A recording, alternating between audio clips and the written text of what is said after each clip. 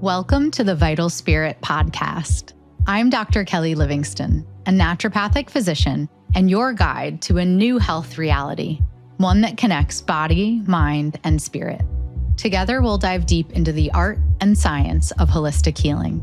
Through working with hundreds of women through midlife transitions, I've discovered something profound.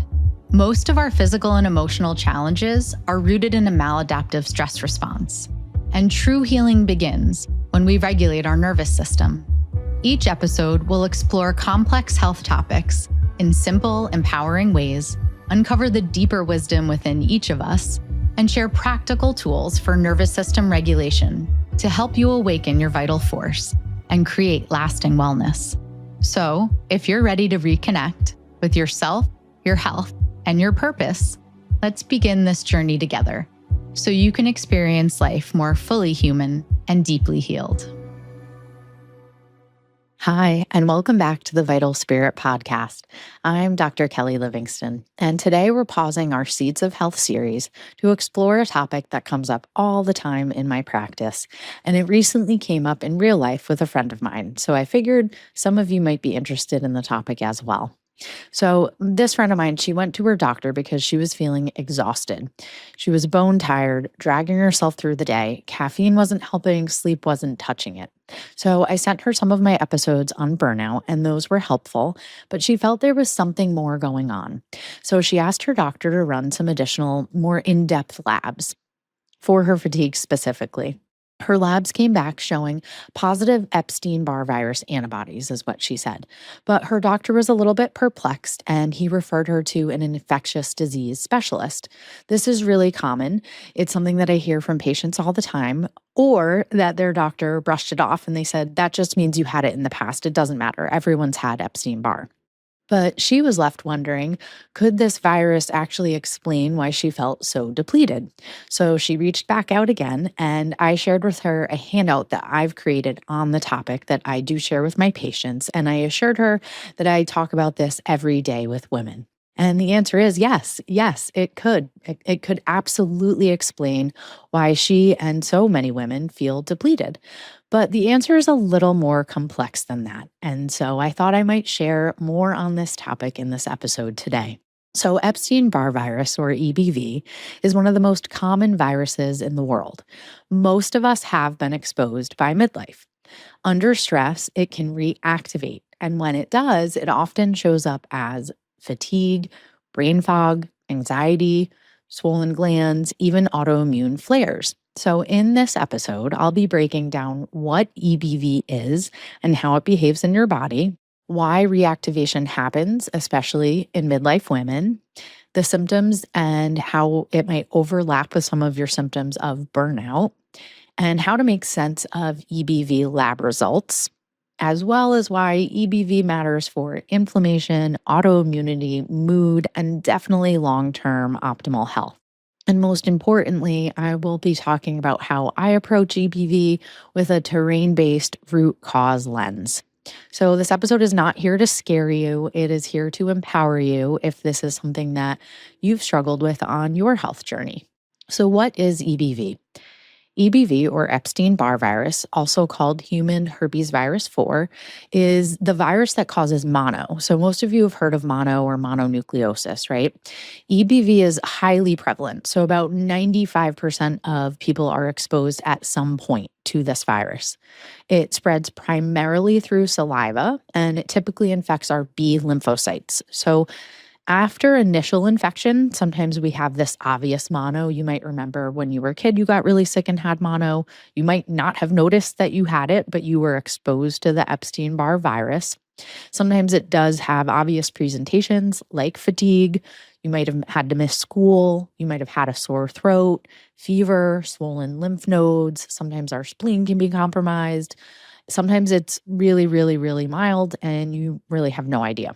So after you have this acute first stage of infection, the EBV virus goes dormant inside those B cells for years, sometimes even decades. Under certain circumstances, immune stress, perimenopausal shifts, sleep debt, other infections triggering it, toxins, gut dysbiosis, major life stressors, EBV can reactivate. So that doesn't mean your body is broken. It doesn't mean you have a chronic infection, but it does mean that your terrain needs some additional support.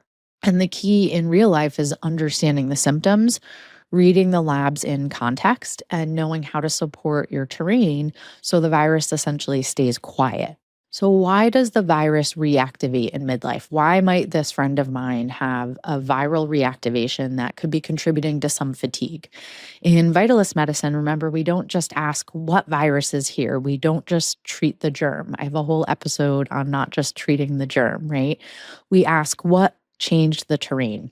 For midlife women, I see several factors at play here. So, hormones are shifting. We know that, right? So, estrogen and progesterone fluctuations in perimenopause are going to directly contribute to or shape our immune resilience, ability of our immune system to keep that virus in check. Then you, of course, have chronic stress at midlife. So, years of caregiving, raising kids, caring for parents, careers, overwhelming our nervous system, right? Research actually shows that psychological stress is a known reactivation trigger for EBV.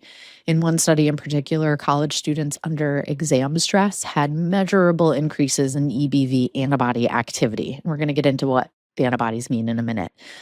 Nutrient depletion. So, certainly at midlife, it's a time where I am finding when I'm running nutrient panels that many women are depleted. We're living a fast pace. Maybe we have poor absorption because of gut dysbiosis or restrictive diets.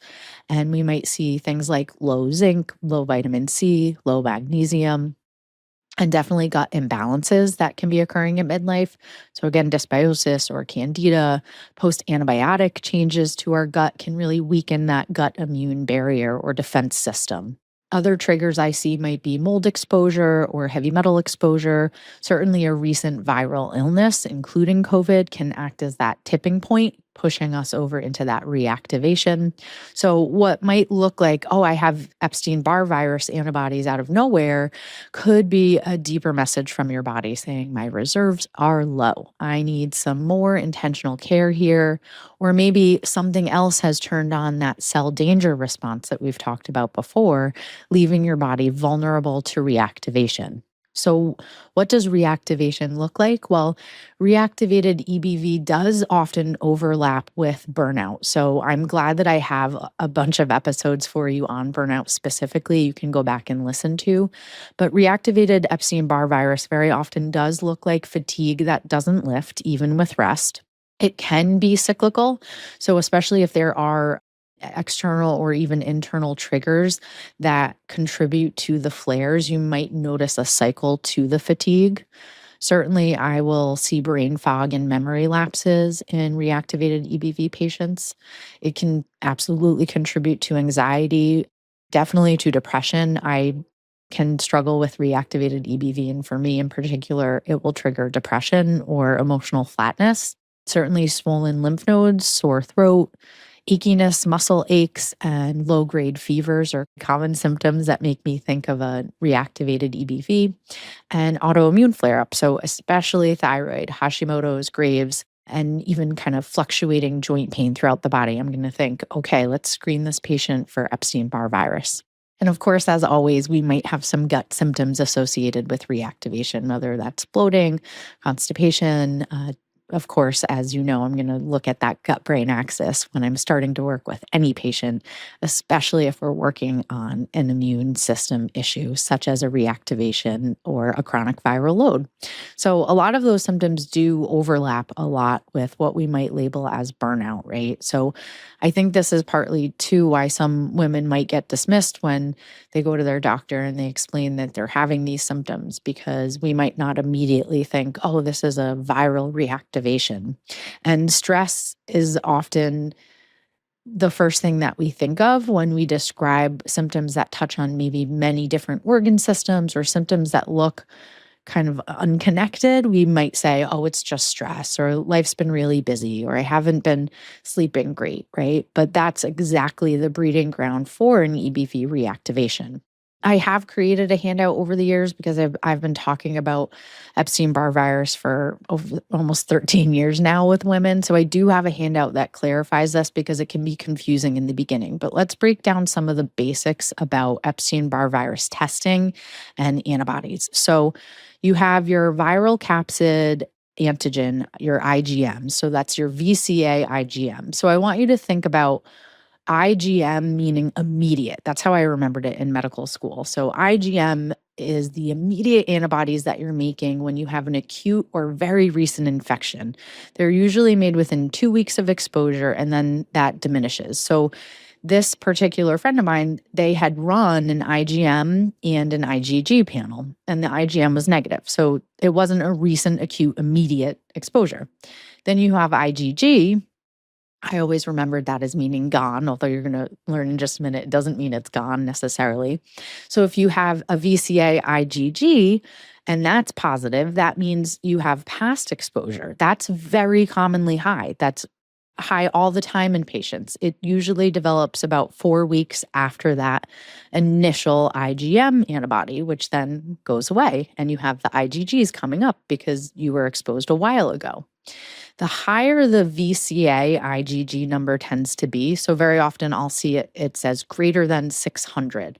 The higher that is, tends to correlate in my clinical experience with how robust the infection was and also with how much that patient might be impacted symptomatically when they're having a reactivation. So if it's greater than 600, it kind of means they were slammed with the virus. Usually they remember having had it. There's also an EBNA IgG. That's a nuclear antigen IgG. That also means past exposure. It's a latent marker. So it means you don't have it acutely anymore. You were exposed to it in the past. That can also be linked or indicate how robust the virus was when that person first had it. So we have the IgM. That was when you had it acutely, you just got it. We have the 2 IgGs we just talked about that indicate past exposure. But then there's a fourth antibody that is, I think, clinically more relevant to me, or typically it's what I'll focus more on. And that's an early antigen D IgG. So this can point to reactivation or re-replication. These are the patients who I do typically find are more symptomatic. And this is something that wasn't run in that person who had asked me. And so I recommended that we get that extra piece of information so that we know that the virus was actually reactivated and replicating. So some simple patterns you might see on your labs are that you might have a VCA IgG and an EBNA IgG past infection, right? IgG is past, it's gone. You might also have an early antigen IgG positive and symptoms. That's when you're going to consider reactivation. If you had a VCA IgM positive, that would be acute infection. You can see why a handout is really helpful in a chart to look at the positives and the negatives and understand. But I think it's important to remember that antibody levels can remain high for years. So we're not chasing labs. We're not chasing a virus. We are always matching labs to the clinical picture, to that patient's experience of symptoms and to their terrain, as well as other underlying factors that might have made the body more susceptible to reactivation, essentially to that virus kind of coming out of hiding and starting the replication process again. And this reactivated EBV, so that early antigen being high, often does show up as persistent fatigue, brain fog, sore throat, swollen lymph nodes or lymph node tenderness, and definitely you'll notice that it will flare during stress or illness. So labs can show this pattern of reactivity, and I'll very often match up patients' symptoms and how their terrain's expressing with their labs if we're tracking them over time. But again, we're not just only focusing on the labs. Now, chronic active EBV is much more rare and it is very severe. So I'm not necessarily talking about that. Over time, there can be issues with lymphadenopathy, splenomegaly. So you absolutely want to know if that is something that you're dealing with. And the only curative therapy in that case is stem cell transplant. So there's a big difference between what I'm talking about and this chronic EBV. What most midlife women are experiencing is reactivation, not this chronic EBV. So having said that, our guiding principle here is going to be that we don't chase this ubiquitous virus, right? So many people will have had it. Many patients will have antibodies to it still. I want to know, is it reactivated? But still, I'm going to explain to that patient and to you today that we're going to restore the terrain. We're going to focus on nervous system regulation so you can be in the healing state to heal. We're going to talk about the gut immune axis and how our gut health is so important to healing from a reactivation. We're going to talk about our emunctories, our detox pathways, our lymphatics, the importance of nutrients, sleep. So all of this is essentially how you help your body or your terrain to deal with this reactivation of the virus. So first things first is nervous system regulation. As you know, you have to be in that healing state to heal, right? So psychological stress is a known Epstein-Barr virus reactivation trigger. And when our autonomic nervous system is living in that sympathetic fight or flight activation, or even if it's living in freeze, our immune surveillance falters. Our immune system is not functioning at its highest optimal level. So we might consider tools like the Safe and Sound protocol. We've got an episode on that. We might consider looking at our heart rate variability. If we have a reactivated EBV, that's going to impact our heart rate variability and our vagal tone, and vice versa. If we work on our vagal tone through things like coherent breathing, mindfulness practices, that's going to help our body get into that parasympathetic rest, digest, and heal state. So consider some somatic practices, co-regulation, vagal toning. You can download my free vagal tone guide and just get started on focusing on getting your body into a healing state. A wonderful clinical pearl is that you really need to look at nervous system regulation and nervous system work as key to your immune health journey. It is so important. It is foundational. I wouldn't recommend going on any sort of antiviral protocol until we've done work on the nervous system. Next, we can consider something like a 4 or 5R naturopathic gut healing protocol where we're removing, replacing, reinoculating, and repairing. Why does this matter? Well, about 70% of our immune activity is gut associated. So if we do have dysbiosis or high intestinal permeability, leaky gut, if we do have opportunistic overgrowth like candida or post-antibiotic, our microbiome ecology has shifted. Well, all of that can make us more susceptible to EBV flares. If we focus on removing inflammatory triggers, things like sugar, alcohol, ultra processed foods, and maybe we trial removing some of our food triggers, and we work on replacing healthy digestion, supporting things like enzymes and bitter herbs, and maybe consider that lemon ginger water in the morning and supporting our stomach acid before meals. And then maybe we consider re-inoculating our gut with probiotics and prebiotic fibers and repairing our gut lining with things like glutamine or collagen and mucilaginous herbs, right? We're really giving our gut the foundation to create a healthy immune response against a reactivation. I find some patients' Epstein-Barr virus antibody panels can even improve by removing some of their food allergies and sensitivities and just working on basic gut health. Of course, we're going to focus on our lymphatic system, right? And EBV loves lymphoid tissue. So if our drainage is sluggish, if our lymphatics are not moving, then waste builds up and symptoms are going to linger. So, I'm going to recommend castor oil packs when we're considering Epstein-Barr virus reactivation and all our awesome lymph love tools like dry skin brushing, moving our body, walking outside in nature, maybe doing some rebounding. We're absolutely going to use hydrotherapy, maybe some contrast hydrotherapy, take your hot shower and then end with cold, those Epsom salt baths I'm always talking about, and even considering some infrared sauna. Heat is really awesome when we're dealing with a reactivated virus, and I'll certainly consider some gemotherapy or personalized drainage. On top of generalized gut healing, we will talk all about using food as medicine and focusing on anti-inflammatory foods. We definitely want to keep steady blood sugar levels. We don't want to have our glucose going up and down and signaling to our body that it's not safe to heal. We want to certainly emphasize eating the rainbow and getting about 30 different plants in a week, getting your omega-3 fatty acids, getting those anti-inflammatory herbs and spices, your turmerics, your ginger, your garlic. All this is so key in any chronic EBV plan. Now, of course, most patients want to know, well, what can I take for it? So, again, we're not necessarily just treating the germ, we're not just treating the virus. We're working on all of these terrain aspects of healing alongside of that. But I certainly might consider some additional nutrients or herbs. So, I might consider using vitamin C, so maybe 1 to 2 grams a day, potentially in divided doses. And that's for its antioxidant abilities and immune support. I'll usually test vitamin D levels, and if they're low, I'll commonly dose vitamin D, sometimes giving it with K2 as well. And I'll dose that at about 2 to 5,000 IUs a day, depending on the patient's D levels once I screen for them.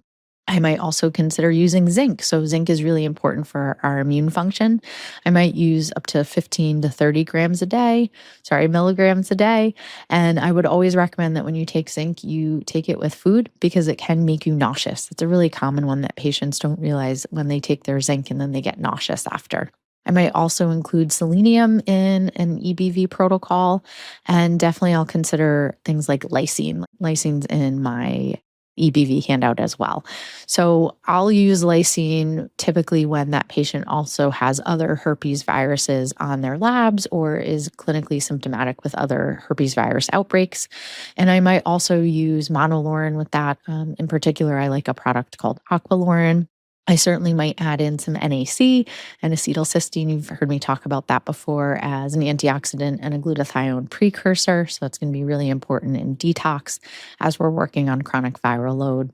And herbally, I'm going to consider things like milk thistle for liver support, it's a hepatoprotective. I might be using curcumin for tumor necrosis factor support or NF-kappa beta modulation. I might use it for immune support. I might use it as an anti-inflammatory. It often works synergistically with other herbs like berberine or quercetin.